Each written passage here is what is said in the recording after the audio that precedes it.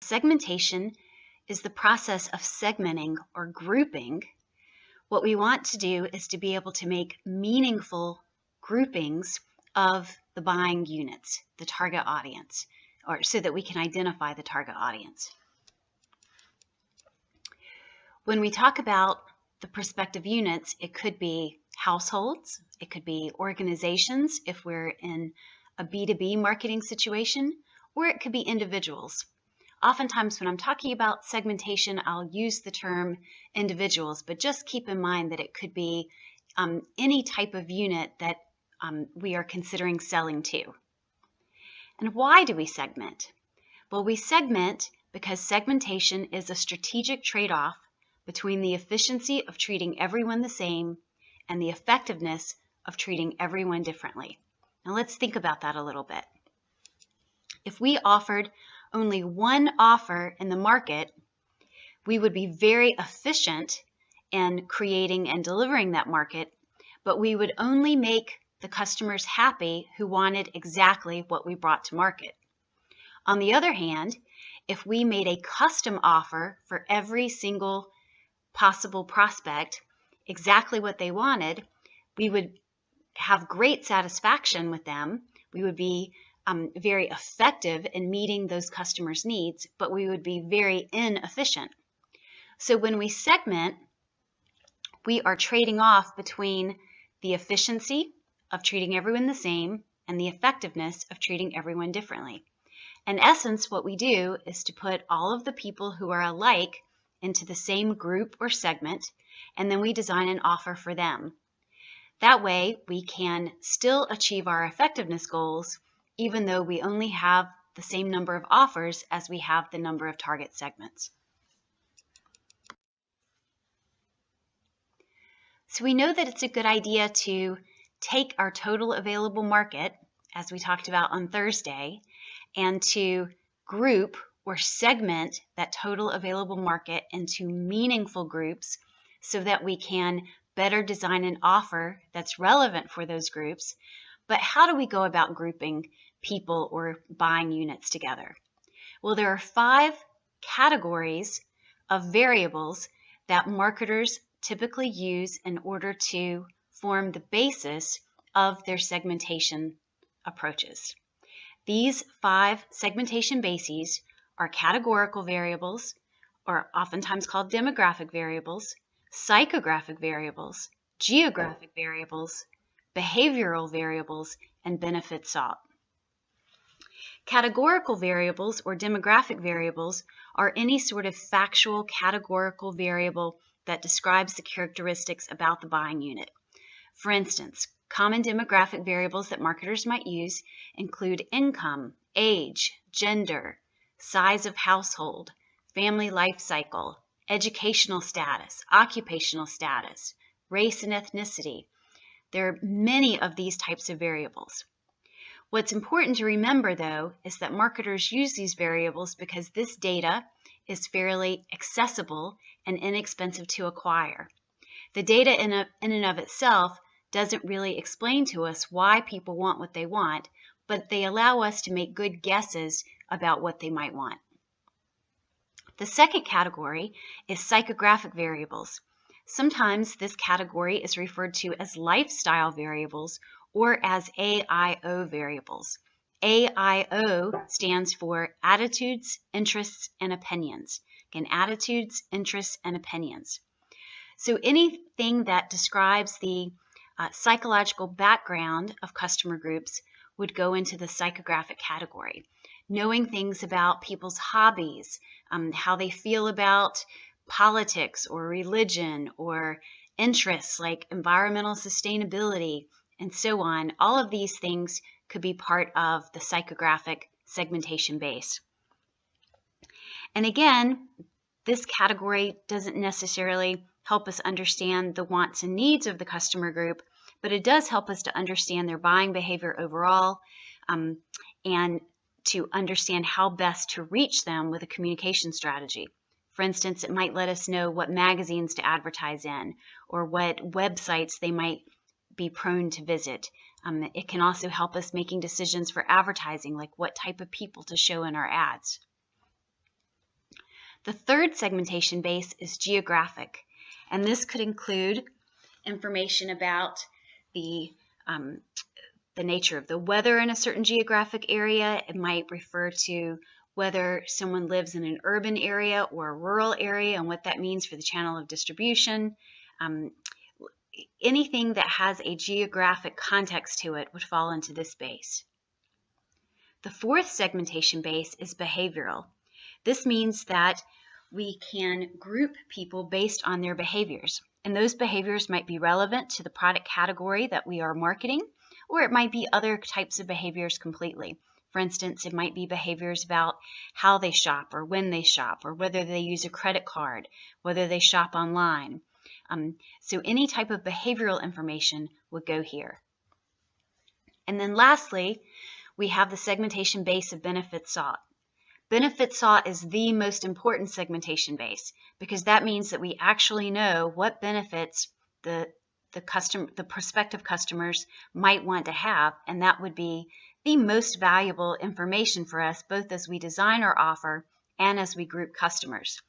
However, this information is typically difficult to access or very expensive to access. And so most of the time, marketers don't have access to benefits sought, and so we use the other 4 segmentation bases as a type of proxy for this last basis of segmentation. This slide shows some of the same information that we just talked about on the last slide, but it explains that these segmentation variables that you might choose as the variables upon which to base your groupings of prospective customers, how they can be divided into concrete or abstract variables and general or product-specific variables. Concrete general variables are primarily those demographic variables that we talked about on the last slide. Abstract general variables are psychological variables. They are things like the activities and attitudes and opinions, the beliefs and the knowledge that the prospects might have. Concrete product-specific variables give us information like people's shopping behaviors or how they might use that type of product or in what types of situations they might use that product, even how they might pay for the product. And then abstract product-specific variables include attitudes related to that product category. Now, really, a marketer could use any variable at all as a basis of segmentation as long as the variable is relevant to that situation and as long as they have access to the data about that particular variable. If those 2 criteria are met, it could really be any variable whatsoever. So what's important for marketers to do is to try to identify which variables are relevant, which ones actually help us to discriminate, and that's a very important word here, discriminate based on that information so that we can group people in meaningful ways. So that first step in the segmentation procedure is to identify what variables you will use in order to segment or group all of the prospects in the total available market into meaningful groups. That then allows you to begin to identify what your total addressable market is going to be. So you can see here how the layers of our onion work together. We were first talking about the total available and total addressable markets back in our first layer of the onion framework that we're going through. And now you can see that it's relevant again here as we're talking about segmentation. Once you know what those variables are, you would be able to use a statistical program known as cluster analysis to cluster all of the people who are similar on the variables that you choose to use in this analysis. The cluster analysis would then identify the number of groups or segments that exist based on those variables. As the program identifies these clusters or groups, anyone inside a cluster would be similar within or homogeneous within, but they would be heterogeneous group to group. In other words, all of the people in group A would be alike, and all of the people in group B would be alike, but group A would be different from group B, and so on. This is the goal that we have of segmentation. When you run a segmentation analysis like this, it allows you to begin to develop a market structure. And on the slide here, I'm showing you a sample market structure from the cosmetics industry. And you can see the segmentation variables that have been used in this segmentation analysis and which form the basis of the market structure. So under cosmetics in general, we first made a segmentation based on gender. So we've divided females from males because we believe that the way males and females use cosmetics and beauty products would be different. Next, we've divided within that gender split based on the needs that someone might have for those beauty products. Notice that women have 5 need states while men only have 3 need states. And so this is why it was relevant for us to first divide based on gender. After that, we've made a division based on the quality being sought and the price point of that product. From there, you can see that just using this simple segmentation procedure with 4 variables helps us to begin to identify the specific nature of the offer that we will bring to market. It allows us to tell how we're going to distribute the product, and what types of outlets we're going to use, and what types of pricing that we would use. Depending upon the segmentation variables that we choose and the diversity of the total available market, the ultimate cluster analysis could be very detailed and complex. That can be the case even in products that are in the introduction stage of the product life cycle. On this slide, I have provided you a graphic of the segmentation structure for the market for wearable products known as wearables, things like the Apple Watch or Google Glass or Fitbit fitness trackers. And while most of the conversations have been about wearables that focus on health and fitness, you can see from this graphic that if we actually ran a full segmentation analysis of the market for wearables, it's really a pretty complex market. Here they have used the variables of gender, usage, hobbies and interests, attitudes, and even vertical industry to be able to identify the segments that exist for the wearable industry. Once we've used the segmentation procedure to produce all of the possible clusters or segments that could be grouped from our total available market, the next step is to identify which of those segments we want to target. It may be that you target only one segment, or you may target several segments, but what is likely is that you will not target every single segment that was identified in the segmentation procedure. This is because targeting should be a strategic choice, and much as we evaluated the attractiveness of market opportunities when we were looking at the opportunity matrix, you also want to assess the attractiveness of the segments that were produced by the segmentation analysis. And only those segments that are truly attractive and for which your organization has a strategic fit would you choose to target. So to evaluate the segments and determine whether the segment is one that you should target, you will use the targeting procedure. There are 2 key steps. The first step is to evaluate how attractive each segment is. You will evaluate segment attractiveness based on 5 characteristics. They are: is the segment substantial? Is the segment accessible? Is the segment unique? Is the segment durable? And is the segment identifiable? You would only consider targeting segments that meet all 5 of these criteria. So the first criteria of substantial means, is the segment large enough to be worth pursuing? The second characteristic is it accessible? In other words, does your company distribute products to the area where that segment exists.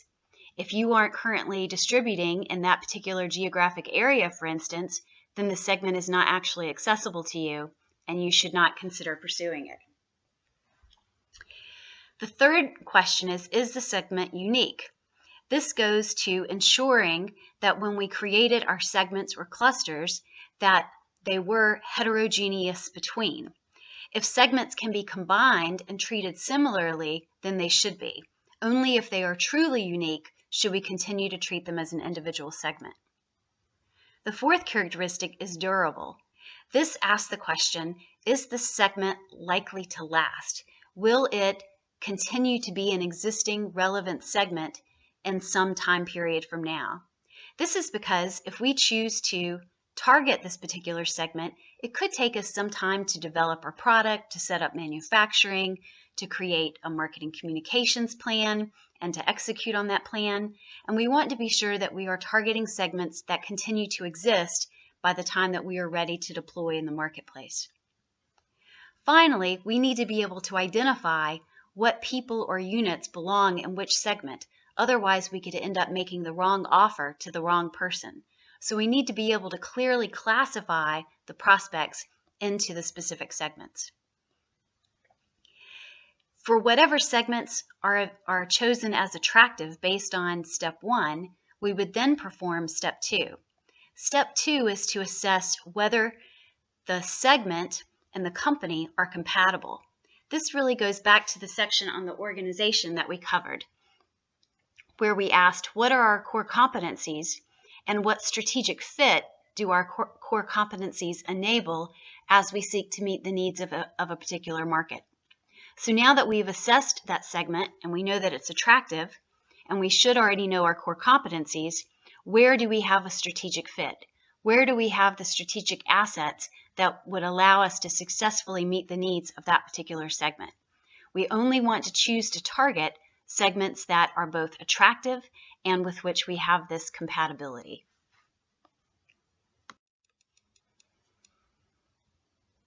Once you've identified which segments you want to target, you would create a prototype or a persona for each of those target segments. And on the slide now, I have an example of what that persona or prototype might look like. Basically, it means that you are telling a story about the stereotype of that particular segment. The idea is to help you feel like you know someone who is in that particular target segment. When you get to the point of making market offer decisions, feeling like you know that segment on a personal basis will make those decisions